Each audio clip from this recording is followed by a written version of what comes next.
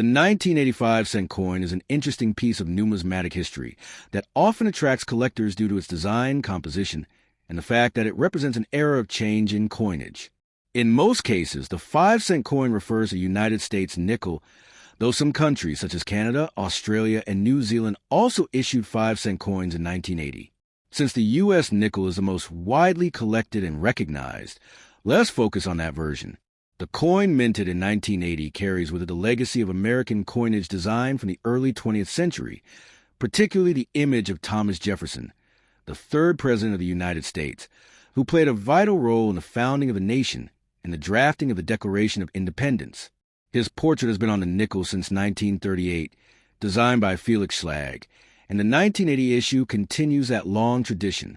The obverse or front side of the 1980 nickel features the left-facing profile of Thomas Jefferson. His hair, tied back in a queue, reflects a neoclassical style, giving the coin a dignified appearance. Around the portrait are inscriptions that include the word liberty and the year 1980, along with the motto, "In God We Trust." Depending on the mint of origin, a small mint mark such as D for Denver or S for San Francisco could be found next to the date, though some coins without visible marks were struck at the Philadelphia Mint. Each mint location contributes to variations in mintage, which can influence collector value over time. On the reverse, the 1985-cent coin displays an image of Monticello, the famous Virginia estate of Thomas Jefferson. The design shows a neoclassical structure with its columns and central dome. Above the building, the Latin phrase "E pluribus unum" is inscribed, which means "out of many one," a long-standing motto of the United States. Below Monticello, the word Monticello is written, along with 5 cents and United States of America. The clarity of Monticello's details can vary depending on how well the coin was struck and how much circulation where it has endured, which is why collectors pay close attention to sharpness of the design when grading the coin. In terms of specifications, the 1980 nickel is composed of a copper-nickel alloy, specifically 75% copper and 25% nickel. It weighs 5 grams and has a diameter of 21.2 millimeters. The coin is round with a plain edge, which makes it simple yet distinct in appearance.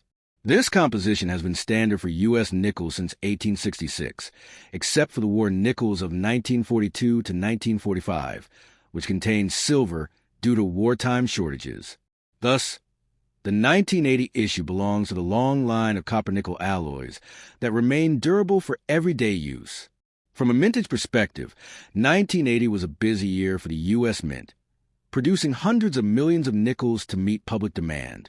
The Philadelphia and Denver Mint struck the majority of circulation nickels, while the San Francisco Mint focused on proof coinage for collectors. Proof nickels are made with special polished dies and planchets, giving them a mirror-like background and sharp details. These proof versions are particularly attractive to numismatists and often command a premium in today's market, especially when preserved in their original mint packaging. When it comes to value, the 1985-cent coin is still relatively common, as most were made for circulation and remain in use today. In circulated condition, these nickels usually carry only face value, which is 5 cents in the United States. However, higher-grade uncirculated examples, especially those graded by professional services, can be worth more to collectors. Mint state coins with little to no wear, sharp details, and brilliant luster are the most desirable. Typically, a 1980 nickel in mint state might range from a modest premium of 25 cents to several dollars, depending on grade. Proof versions, particularly in pristine condition, may be valued higher, often between $2 and $10 or more. Rare errors, such as double strikes, off-center strikes, or die cracks, can command much higher prices depending on their uniqueness. The historical context of the 1980 nickel also makes it noteworthy. The United States was in a period of economic change at the time, facing inflation, shifts in monetary policy, and increased interest in precious metals. While the nickel itself did not contain silver or gold, its stable design and long-standing role in commerce gave it a sense of continuity in uncertain times. Collectors today often view the 1980 nickel as part of the broader Jefferson series, which spans decades and provides insight into mid to late 20th century coinage. beyond monetary value. The 1985-cent coin holds educational significance.